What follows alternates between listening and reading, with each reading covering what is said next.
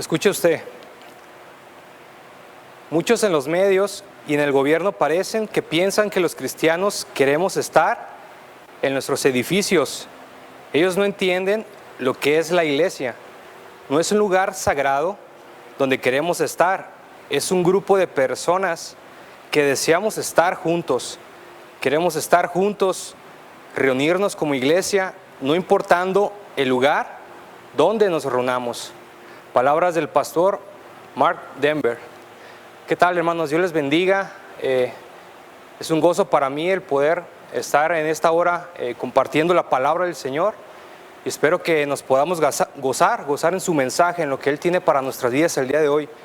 Le mando un cordial saludo y espero que se encuentre bien en este momento que está escuchando el mensaje. Que Dios le bendiga y que el Espíritu Santo nos dé sabiduría, que nos dé entendimiento para comprender lo que Él quiere hablar a nosotros en esta hora. Le voy a pedir que busquen sus Biblias. Vamos a ir a Isaías, profeta Isaías. Vamos a ir al último capítulo de Isaías, Isaías 66.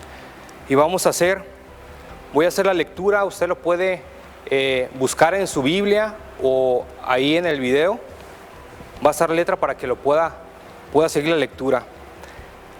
En todo este tiempo, el Señor ha estado hablando a mi vida. Y créanme que cuando comparto un mensaje, cada vez con ustedes, hermanos, es un mensaje que Dios ha hablado a mi vida. Entonces, primeramente, yo lo tomo, lo guardo en mi corazón y lo comparto con ustedes. Comparto el mensaje que Dios ha dado a mi vida. Y el día de hoy quiero compartir con ustedes este mensaje del Señor. Isaías 66, del 1 al 6, voy a leer y usted sígalo con su vista. Jehová dijo así: el cielo es mi trono y la tierra estrado de mis pies. ¿Dónde está la casa que me habéis de edificar? ¿Y dónde el lugar de mi reposo?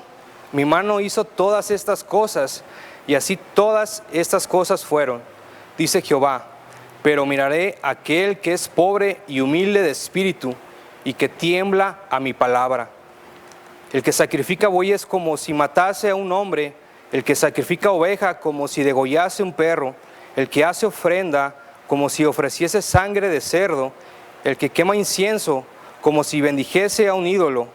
Y porque escogieron sus propios caminos y su alma amó sus abominaciones, también yo escogeré para ellos escarnios y traeré sobre ellos lo que temieron. Porque llamé y nadie respondió, hablé y no oyeron, sino que hicieron lo malo delante de mis ojos y escogieron lo que me desagrada.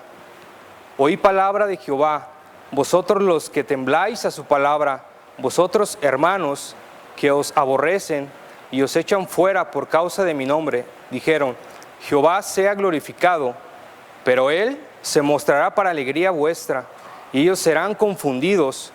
Voz de alboroto de la ciudad, voz del templo, voz de Jehová que da el pago a sus enemigos.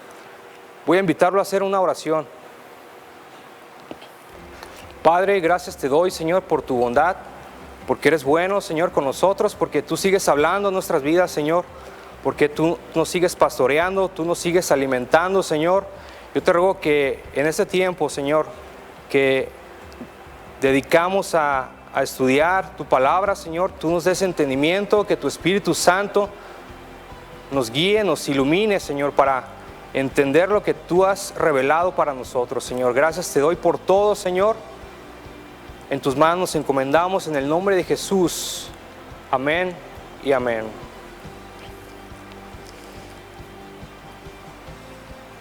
Lo que nos viene a la mente cuando pensamos en Dios es lo más importante de nosotros.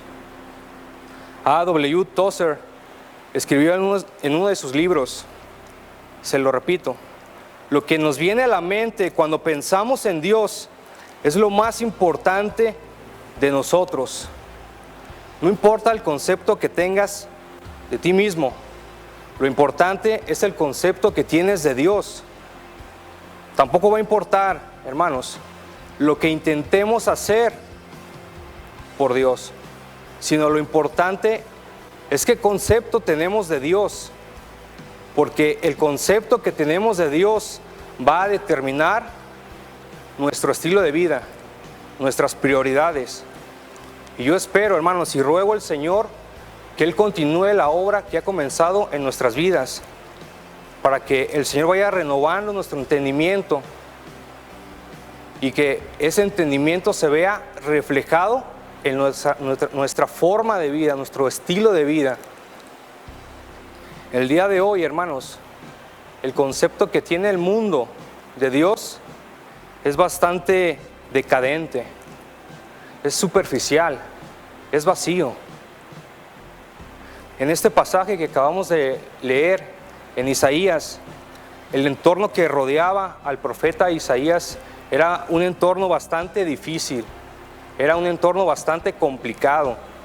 Tal vez a lo mejor podemos pensar y decir, es que si viviéramos en otros tiempos, las cosas serían más fáciles, sería más fácil vivir vidas en santidad, vivir vidas entregadas totalmente a Dios.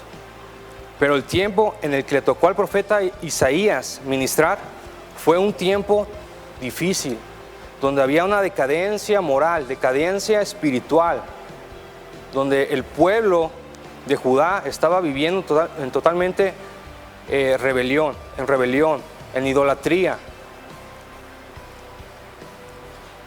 Para entrar un poco en el contexto, hermanos, le voy a pedir que busque su Biblia en Isaías capítulo 1, y usted puede seguirlo con su vista o puede escucharlo. Voy a leer la versión de las Américas para dejarlo, para entender un poco mejor. Isaías capítulo 1, versículo 2. Isaías capítulo 1, versículo 2 dice así: Oíd cielos y escuchar tierra, porque el Señor habla, hijos crié, y los hice crecer, mas ellos se han rebelado contra mí. El buey conoce a su dueño, y el asno el pesebre de su amo, pero Israel no conoce, mi pueblo no tiene entendimiento. Hay nación pecadora, pueblo encargado de iniquidad, generación de malvados, hijos corrompidos, han abandonado al Señor, han despreciado al Santo de Israel, se han apartado de Él. El versículo 11 dice: ¿Qué es para mí la abundancia de vuestros sacrificios? Dice el Señor. Harto estoy de holocaustos, de carneros y de cebo de ganado, cebado, y la sangre de novillos, corderos y machos cabríos no me complace. En el capítulo 5, de ahí mismo de Isaías, en el versículo 20 dice así: Hay de los que llaman al mal bien y al bien mal, que tienen las tinieblas por luz y la luz por tinieblas, que tienen lo amargo por dulce y lo dulce por amargo. Hay de los sabios a sus propios ojos e inteligentes ante sí mismos. Hay de los héroes para beber vino y valientes para mezclar bebida, que justifican al impío por soborno y quitan al justo su derecho. Ese era el entorno el cual rodeaba al pueblo de Judá en ese entonces, cuando le tocó ministrar al profeta Isaías.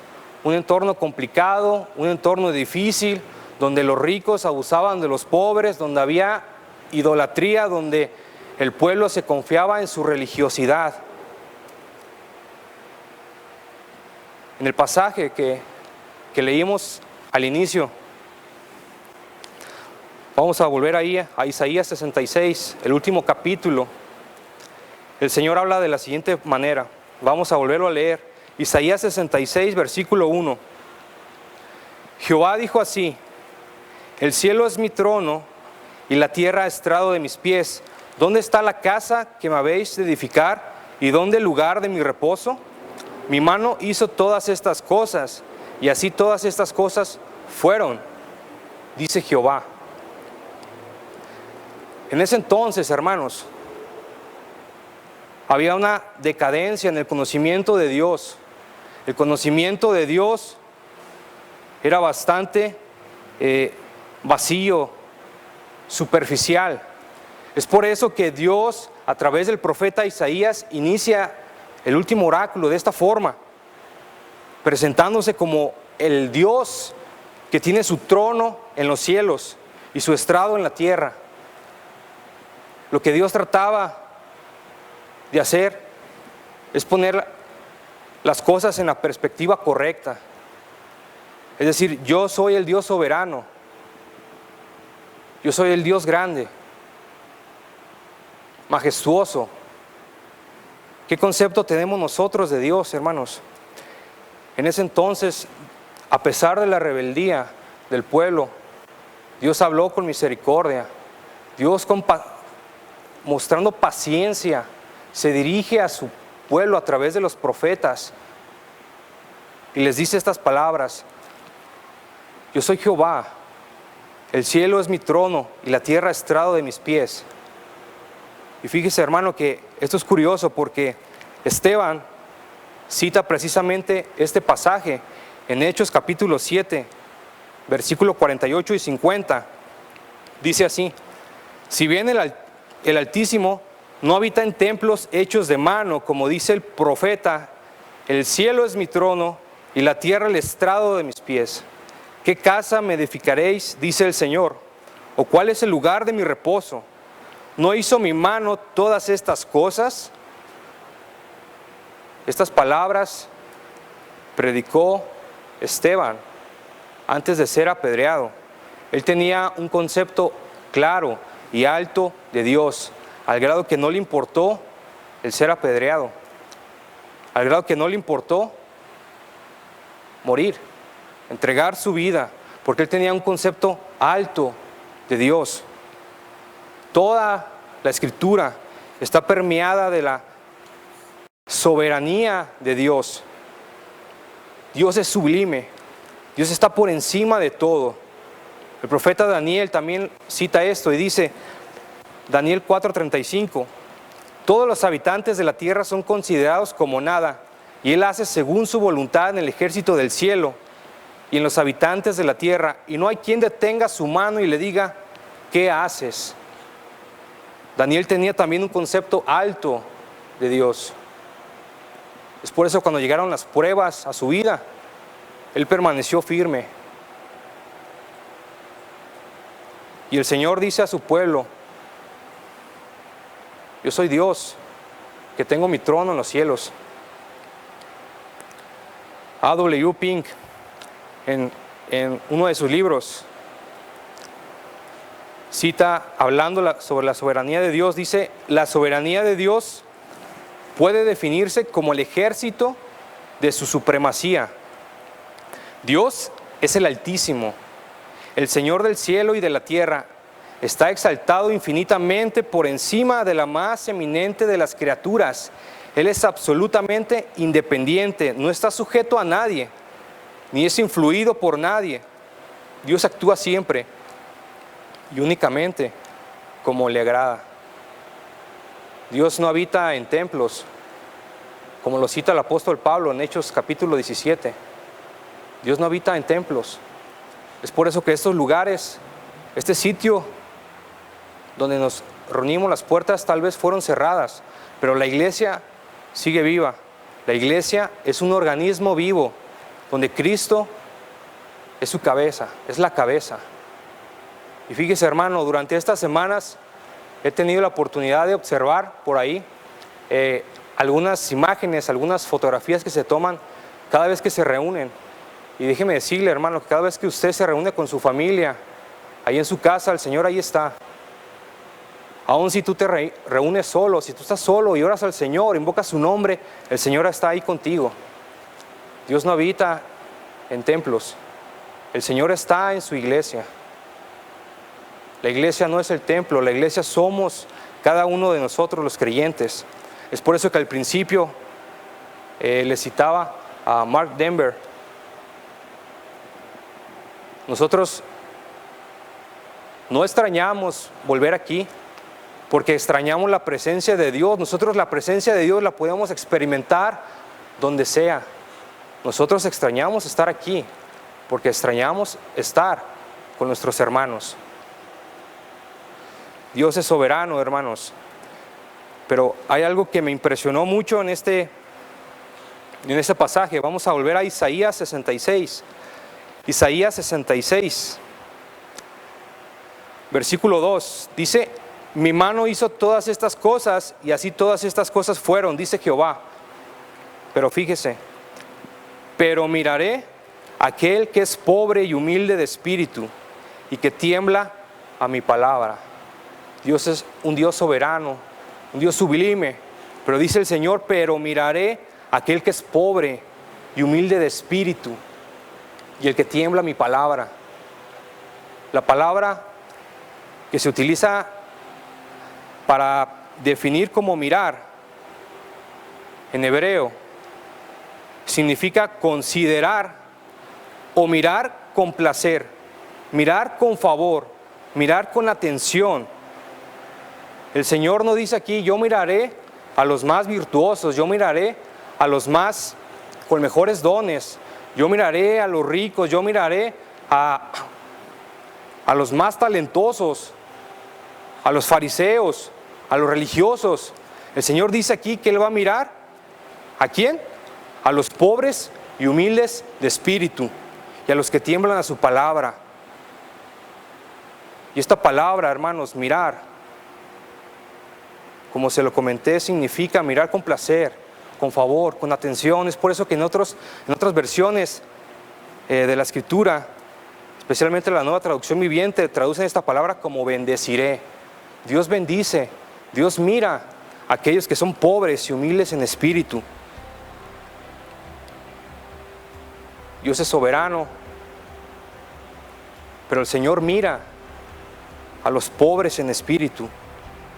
Y es precisamente lo que dijo el Señor Jesucristo cuando inició el Sermón del Monte. Usted lo recuerda en Mateo 5, versículo 3.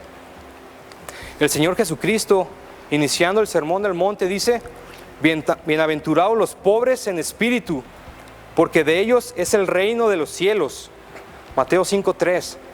Y la palabra que utiliza aquí el Señor Jesucristo, hay dos palabras para referirse en el griego para pobres. La primera se refiere a una persona que en un día gana lo suficiente como para vivir en ese mismo día. Es decir, que en ese día va a ganar lo que necesita para vivir ese mismo día. Pero el Señor Jesucristo, la palabra que está utilizando aquí es la palabra toholz, que significa o que hace referencia a una persona que no tiene nada, que ni siquiera tiene lo suficiente para vivir, una persona que es miserable,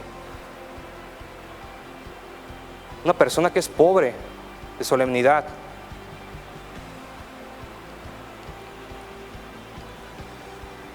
Y es que la pobreza espiritual, hermanos, tiene que ver con la condición de nuestro corazón, con un corazón arrepentido, con un corazón contrito. La pobreza espiritual, hermanos, no es pobreza material. Usted puede tener necesidades económicas, o una persona puede tener necesidades económicas, pero la pobreza espiritual no tiene nada que ver con pobreza económica. Usted puede ser pobre y ser soberbio. La pobreza espiritual tampoco tiene que ver con la timidez o con ser callado o introvertido. ¿Por qué? Porque usted puede ser callado y tímido, pero a la vez puede ser soberbio, puede ser orgulloso. Tampoco, hermanos, la pobreza espiritual es de palabras. A veces podemos aprender la pobreza espiritual de palabras, ¿sí sabía? Podemos orar y decir: Señor, soy un miserable delante de ti.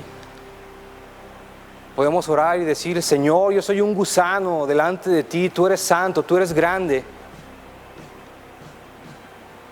Mas sin embargo, hermanos, eso no significa que seamos pobres en espíritu, porque al final de la oración, si nos tratan como nosotros decimos que somos, como nada delante de Dios, y si así nos trata las personas, podemos llegar a actuar con soberbia, con orgullo. Eso es religiosidad. Usted no va a ser pobre en espíritu de palabras, sino es una condición del corazón. Dice el Señor que al corazón contrito y humillado no despreciará. Ese es nuestro Dios, que mira la condición de nuestro corazón, un corazón humillado, un corazón que no es soberbio. El Señor resiste a los soberbios. Y el Señor habla, se dirige a su pueblo, a ese remanente, y le dice: yo soy Dios, yo tengo mi trono en los cielos, y la tierra es estrado de mis pies, pero miraré a aquel que tiene un espíritu pobre, aquellos que son pobres en espíritu, aquellos que son humildes, aquellos que tiemblan a mi palabra. Y es que, hermano, nosotros tenemos que examinar nuestras vidas y tenemos que ver si hay pobreza espiritual. El pobre en espíritu es una persona que reconoce su bancarrota delante de Dios, su bancarrota espiritual delante de Dios, y no se considera como superior a los demás. Vemos el ejemplo de Moisés, Éxodo 3, versículo 11, que dice: Moisés respondió a Dios: ¿quién soy yo para que vaya Faraón y saque de Egipto a los hijos de Israel? ¿Quién soy yo? Y detrás de ese ¿quién soy yo?, hermanos, había toda una vida. Dios había tratado en el desierto durante 40 años con Moisés, había tratado en su carácter. Moisés ya era grande, se sentía incompetente, y le dice al Señor: ¿quién soy yo? Esa es la condición, hermanos, con la que nos tenemos que presentar delante de Dios. ¿Quién soy yo? En esta situación de cuarentena en la que hemos estado, no sé si tú has tenido esa decadencia espiritual. Hemos estado cuidando nuestra salud, hemos escuchado en las redes sociales cómo cuidarnos, pero yo te hago una pregunta, hermano: ¿has cuidado tu salud espiritual? ¿Cómo está tu condición espiritual delante de Dios?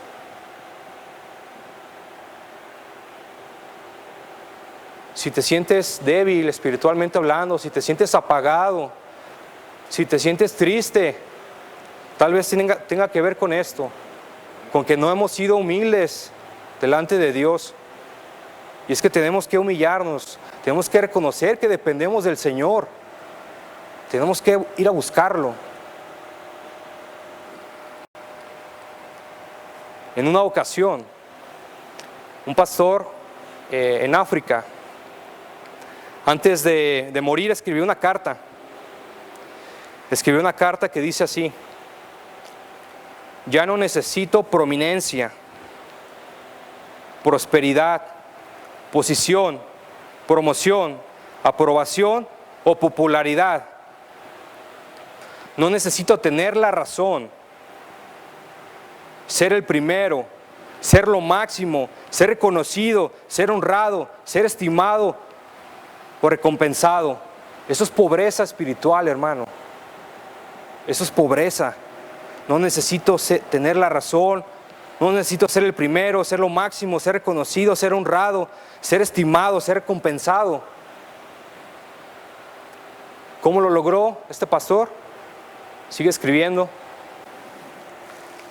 ahora vivo en su presencia, confío en la fe. Vivir en la presencia de Dios, hermanos, cada día nos va a ayudar a reconocer nuestra dependencia de Él. Ahora vivo en su presencia, dice, confío en la fe y amo con paciencia. Estamos amando con paciencia, somos pacientes con las personas.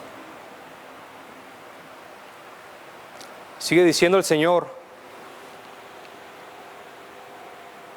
pero miraré a aquel que es pobre y humilde de espíritu y que tiembla a mi palabra, que tiembla a mi palabra.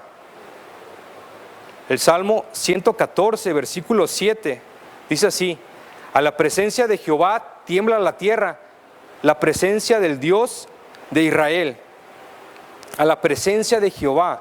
Y es que, hermano, estando delante de Dios, delante de su palabra, dice el apóstol Pablo a Timoteo, toda la escritura es inspirada por Dios.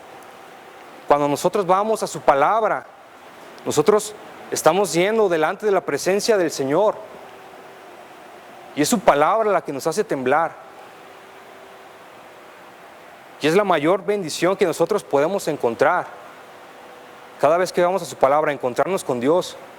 Si tú eres maestro, la mayor bendición, si tú eres maestro de la palabra, la mayor bendición con la que te vas a encontrar, no es que vas a dar clases, sino la mayor bendición es que te vas a encontrar con Dios en su palabra. Y cada vez que nos exponemos a la palabra de Dios y vemos su grandeza, Él nos muestra cuán pecadores somos y cuánto necesitamos de Él. Pero en este momento, hermanos, yo quiero que reflexionemos en esto que dice: el que tiembla mi palabra. Hay dos principios que tenemos que tener bien en claro, y es en lo que quiero que meditemos. En los versículos siguientes de Isaías 66, versículo 4, dice así. Isaías 66, versículo 4, sigue diciendo, dice: también yo escogeré para ellos escarnios y traeré sobre ellos lo que temieron, porque llamé y nadie respondió, hablé y no oyeron, sino que hicieron lo malo delante de mis ojos y escogieron lo que me desagrada. ¿Qué dijo el Señor? Llamé y nadie me respondió. Dios llamó y Él esperaba que respondieran. Y adelante dice: hablé y no oyeron. Número uno, hermanos, cuando el Señor habla, el Señor espera que su pueblo escuche. Y en ese momento Dios utilizó a los profetas para dar su mensaje. Dios los utilizó a ellos. Y el día de hoy, ¿qué tenemos nosotros? Tenemos su palabra, donde Dios se ha revelado en ella. Dios se ha revelado en ella. Dios nos ha hablado a través de ella. Es su revelación. Él se ha revelado a sí mismo en ella. Dice el Señor: hablé y no oyeron. Número uno, hermanos, nosotros tenemos que escuchar la palabra de Dios. El que tiembla la palabra de Dios escucha su palabra con reverencia.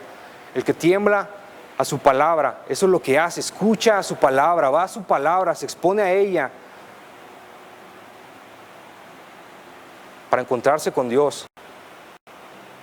Dice el apóstol Pedro: desead como niños recién nacidos la leche espiritual no adulterada. Desead. No dice memorizar, no dice estudiar, que sí son cosas que debemos de hacer, sino que Él dice desead. Debemos desear la palabra de Dios, debemos desear crecer en el conocimiento de Dios y en obediencia. Eso dice el apóstol Pedro, desead. Pero fíjese lo que dice el apóstol Pablo en 2 de Timoteo 4, versículo 11 al 13. Búsquelo ahí. 2 de Timoteo 4, dice así, el versículo 11 y versículo 13. 2 de Timoteo 4, versículo 11 al 13. Dice: solo Lucas está conmigo. Toma Marcos y tráele contigo, porque me es útil para el ministerio. A Tíquico lo envía a Éfeso. Trae cuando vengas el capote que dejé en Troas, en casa de Carpo, y los libros, mayormente los pergaminos. Esta carta, hermanos, fue la última carta que escribió el apóstol Pablo, y la escribió a punto de morir. Él sabía que su hora estaba a punto de llegar. Él estaba en prisión, estaba a punto de entregar su vida, de morir. Mas sin embargo él dice: tráeme el capote que dejé en Troas y los libros, mayormente los pergaminos.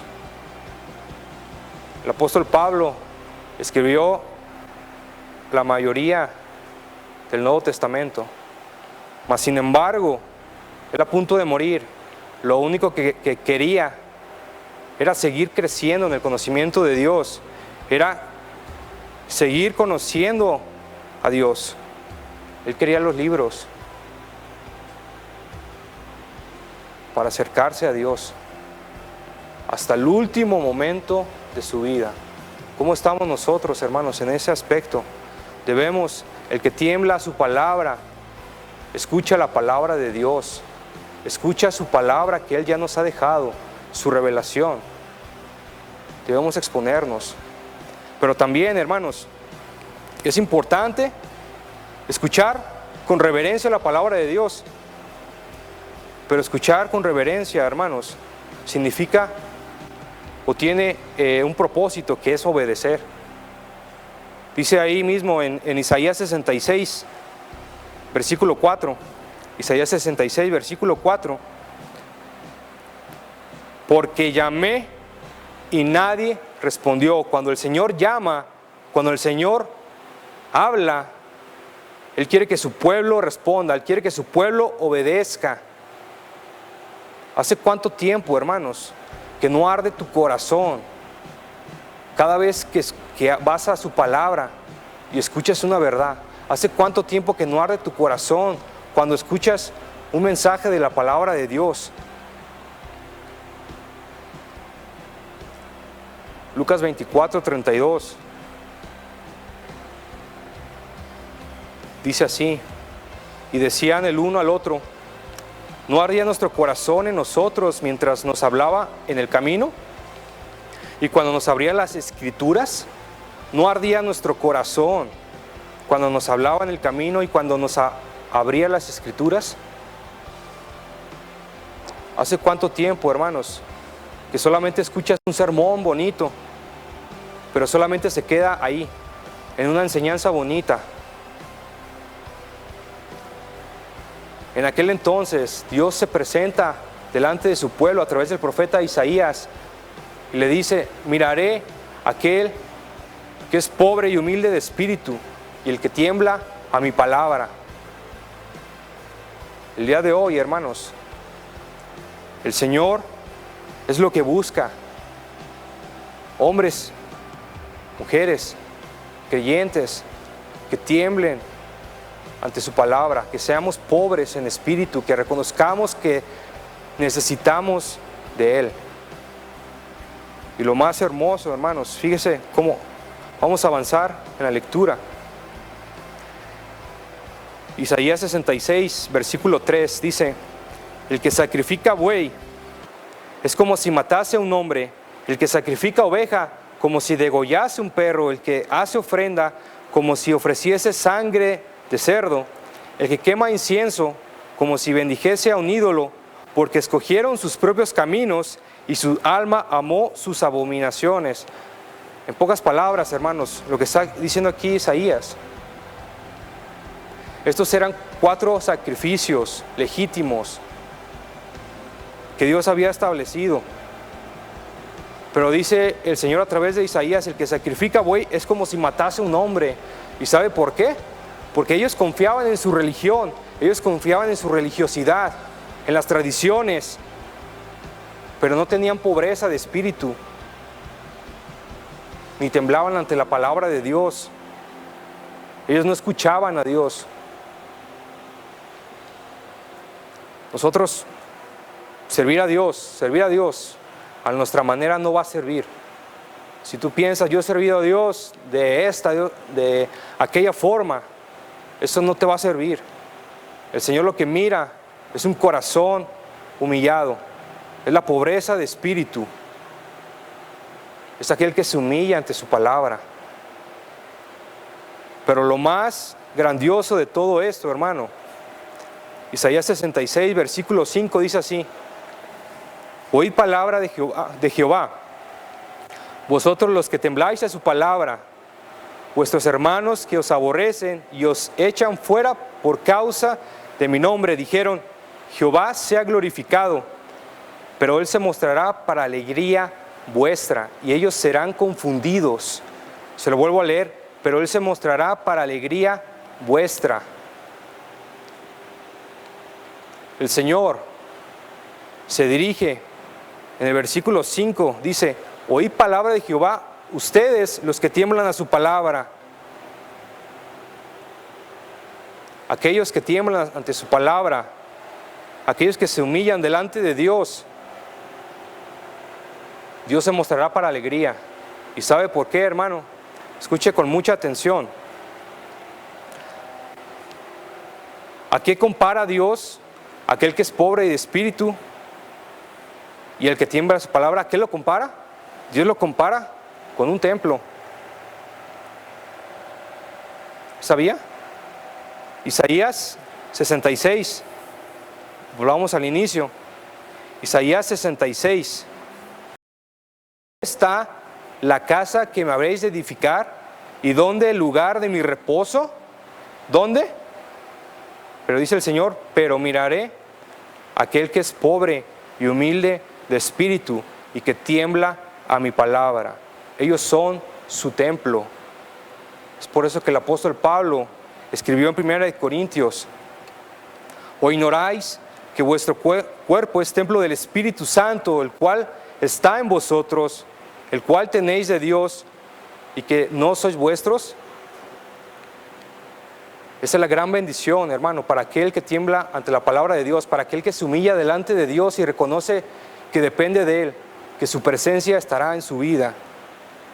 Y nosotros que hemos creído, nos hemos arrepentido, que hemos creído en el Señor Jesucristo, hemos recibido su Espíritu y su presencia va con nosotros.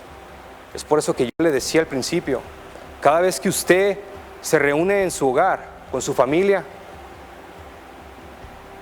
cada vez que los creyentes se reúnen en los hogares, ahí está Dios, porque nosotros somos templo del Espíritu Santo.